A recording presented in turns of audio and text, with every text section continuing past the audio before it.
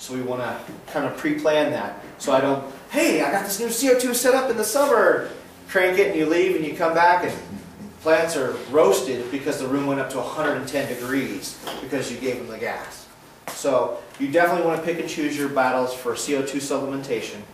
It can be very helpful in expediting your production and extending the weight of your production. You know what I mean? More product, physically more massive product. It's really a per environment basis whether or not you want to use it or you don't want to use it. If I was going to grow in this entire room a consumable crop of large fruit or blooms, I would most likely use it, and I would try and tap into the natural gas or propane provided from the building, from the city. If I was going to do it in a small closet style space, I would use the bottles and I would release it that way. But again, it's all on a preference. I know many professional gardeners who don't use CO2 supplementation. They just use a very good exchange system. A tube from the window brings fresh air in, a tube in the ceiling blows hot air up into the subfloor or subattic. So, I really recommend it. Yes, sir? How do you tie into the city?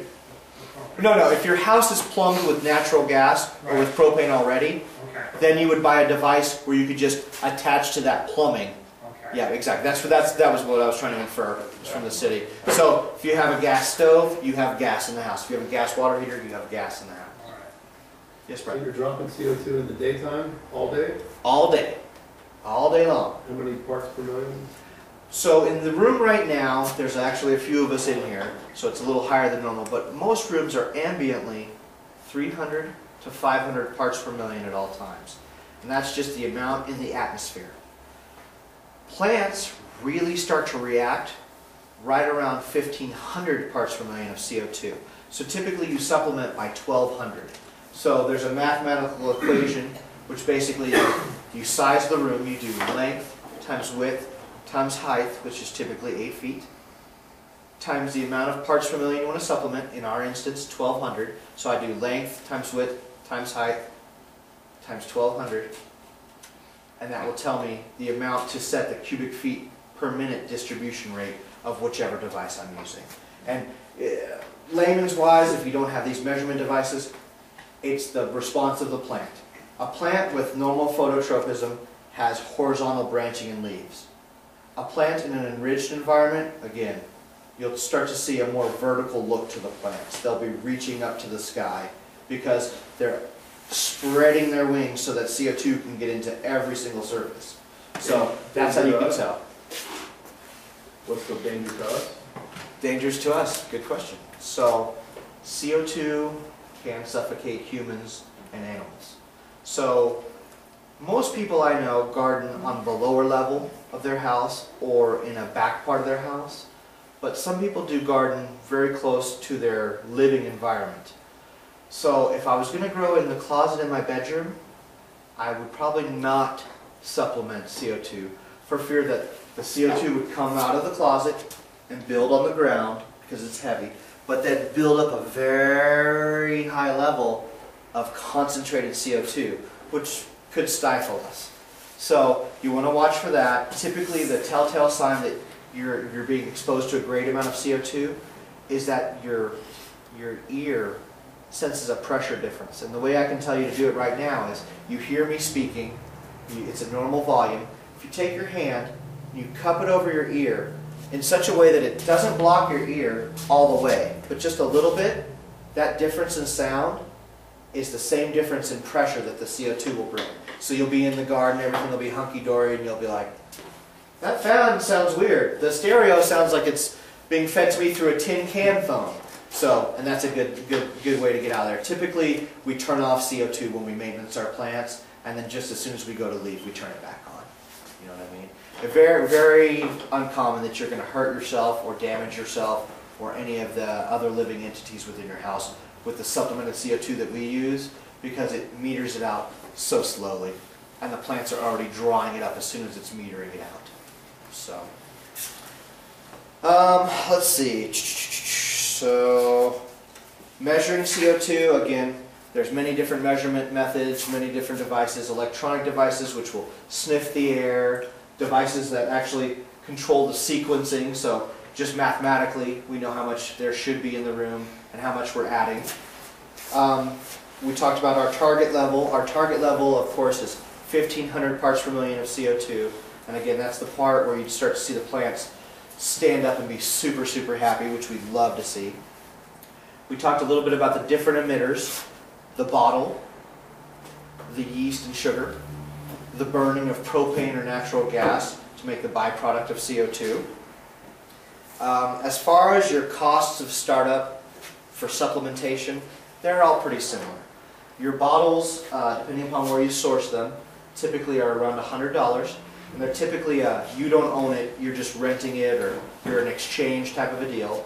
So $100 for the tank initially, but then every other time it's right around $10, $12 to exchange an empty tank for a full tank from most of your bottlers, your liquor stores, from your indoor garden supplies such as us. We have the aluminum tanks, so they're much lighter to deal with, and they're $12 to swap out. So, What about dry ice tank? dry ice is a very good older method to use, but it has its own set of hazards, so I typically don't touch on it. Dry ice, you may or may not know this, is readily available to all of us at King Soopers every day. But it's not advertised, and it's kept behind the customer service desk because of the hazards of handling. And what I mean is, it's a block of ice wrapped in paper. If at any point my thumb touches that block of ice, the effect on my thumb will be that of putting it on a scalding pan. It will burn me. It's so cold. 3rd degree. Exactly. So I have used it and I've seen people use it. Typically the method for using dry ice, you would go to the grocery, get a 2-pound piece, which is roughly the size of a Bible. You would get a pail, similar to a Corona pail or something, a steel pail. You would hang it from an eyelet hook, place the ice within the pail, and a little bit of water, typically 8 to 12 ounces of water. As the water contacts the ice is going to go directly from solid to gas, and every bit of the gas it releases is CO2. So in a very small space, this would be effective because it would confine all of that CO2 to the plant surfaces. In a large space like this, if I hung it in the center of the room, only the muckies table would get any CO2. Everybody else's table would miss it. Yes, sir? Are you doing 2 pounds a day though? Because that's costly. Exactly. Exactly. You're doing 2 pounds a day. So then you're running to the grocery. You have to have a cooler to house it, to transport it in. You have to have a hammer to break it up with. You have to have gloves to then pick up the fragments to put into the pail. So it's quite a tedious way. It's a fun deal, and where we've seen it before is in the Halloween punch bowl. You put the dry ice in, and the gas emanates out, but then immediately cascades directly down, and that's because of the weight of the gas within the air. So it works. I don't recommend it unless you have a very small closet garden. Otherwise, it's just not practical for many reasons. Let's see, what else? Another method that I haven't talked about, there is one product out on the market right now called Fizz that is like an Alka-Seltzer puck that you can put into a pail of water and will emanate CO2 through dissolving the puck. CO2 is released, typically mixed with camphor or eucalyptus as an antifungal agent, a byproduct agent, so that you can smell to know that the CO2 is being released, but also it would fight any fungus and whatnot within the room. So in those Fizz pucks, typically they're about $45 for 15 of them, on the thinking that it would be a month's supply for $45. You do one every other day in a small gardening environment. Again, a room this size, it would be ineffective. You would definitely want to go with a different enrichment method. I wanted to talk real quick about the charcoal filters too. These are pretty popular as far as what size is right for you. There's many different methods for deciding which filter is right for my area.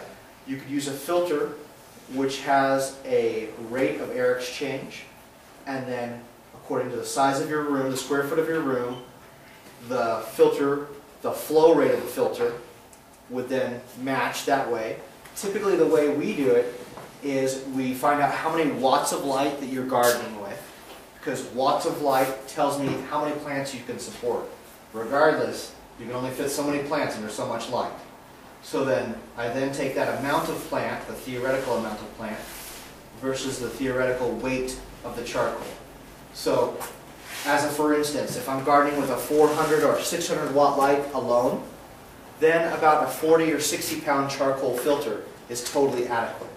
If I'm gardening with several thousand watts of light, then we're getting closer to the 100 pound and 125 pound mark. And of course, those rates are on the thinking that the charcoal will not reach 100% saturation or be used up until 2.5 years from initial start. So, charcoal filters are typically the really surefire way to go.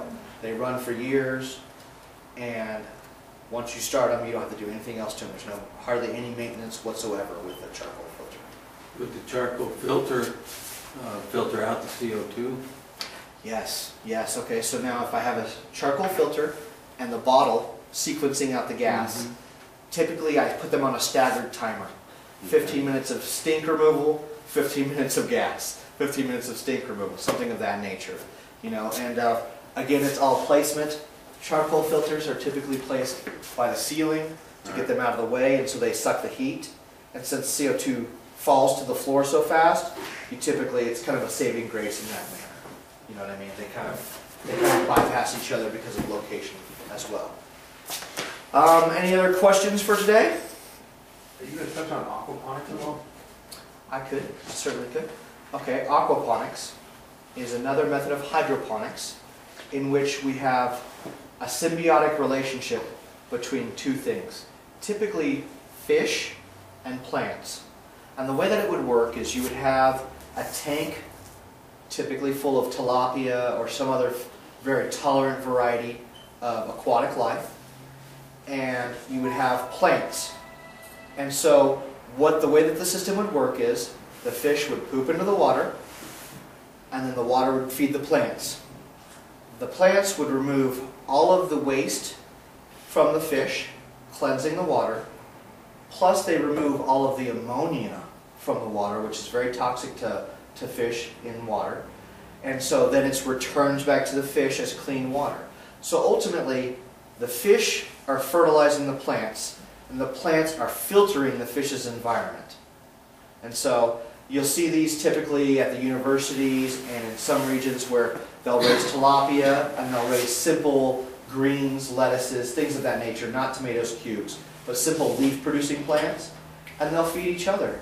And that gets you out of having to buy fertilizer for the plants because the fish are providing it. And typically the fish need very little feeding of pelletized food or anything like that because you let the environment get a little bit more, I guess dirty is a good word. In an aquarium, we keep all the algae down. We clean it. The glass is pristine. Everything is clean. In an aquaponics environment, not so much. You let the algae build so that the fish can eat the algae off the sides of the surfaces and have a secondary food source right there. And that also produces a good biological environment for the water, you know what I mean? It's using oxygen properly, which is helping keep the oxygen in stasis in there. So basically it's a symbiotic relationship in hydroponics. The water delivery method could be any number of water delivery method, but typically that's the main point, is that the fish are providing food and the plants are filtering the water for the fish. Plus you can also eat the fish. Yeah, it's the I personally am working on an aquaponics setup right now using freshwater crawfish, because freshwater crawfish, much like tilapia, are readily available and extremely tolerant to their environment. Whether that's alkalinity, temperature, oxygenation, they put it up with it very well. So that's kind of why I'm pushing that way. Plus, they have a pretty high resale value, so that's good. What's growing? Just lettuces, just baby non-head type lettuces, single leaf type lettuces. Deer tongue, which is a red lettuce. What's the other ones? Put me on the spot. Not romaine, but basically 3 or 4 different types of lettuces. And those are very popular because then I'm growing all organically, and I can sell the non-head style lettuce for a larger monetary amount than the head lettuce. You know what I mean? So then I'm able to sell my seafood, I'm able to sell my products. It's all organic and it's self-sustaining. So it's a very, very intriguing method. Yes, sir. Have you ever been? How large is your pond? What's that? The reservoir is 30 gallons. and I'm only gardening in a slab tray, which is roughly 13 inches by 41 inches. So I really only am sustaining about 6 to 8 plants at any one time off of that 30 gallons. And then with, there's a few guidelines like how much poop are they pooping to support how much plants, and then how many fish can I fit into that amount of water. With tilapia, typically it's 1 fish per 10 gallons. With crawfish, it's 1 per 2 gallons. So it's a little more tolerant. The crawfish needs warm water? They need warm water, but there's many different varieties, and they are tolerant to cooler waters as well. So typically I don't use any heating because the lighting from the lettuce provides enough ambient room heat, you know what I mean, to keep the tank warm enough. It stays right around 70, which is the ambient of the house, and so they're totally fine with that. If you are trying to breed them, then you get into needing submersible heaters and stuff like that, because they'll breed only during certain temperatures, and their offspring will only be one sex or the other according to the temperatures of the water as well.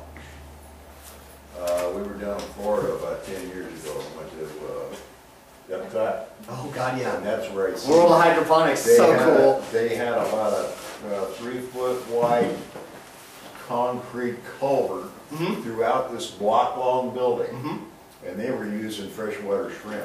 And this Ooh. freshwater shrimp was about this, but I guess they're pretty cannibalistic. They were having trouble keeping enough shrimp in And that's a typical But it fare was- with any aquatic species. They had, anything you can name, they had styrofoam Oh yes. floats with Oh, those yes. little buckets like you're using here, Mhm. and there was, Yep. you name it, they had. Raft floating. hydroponics, yeah, that's great. And Yeah. it's just styrofoam, so there's a Yeah. hole. You don't need hardly any media because you just have the plug that you started the cedar clone in, and then the roots just dangle into the Yeah. basin. Yeah. Yeah, And it's it was great. great, it was moving all the time. Yep, that circulation, that's cool. I'll say the crawfish were very good. Years ago, my dad had a bait shop on South Santa Fe, Mhm. and we just had one of those big tin Mhm. horse trough deals. Yeah, We go down to Centennial Park, my brother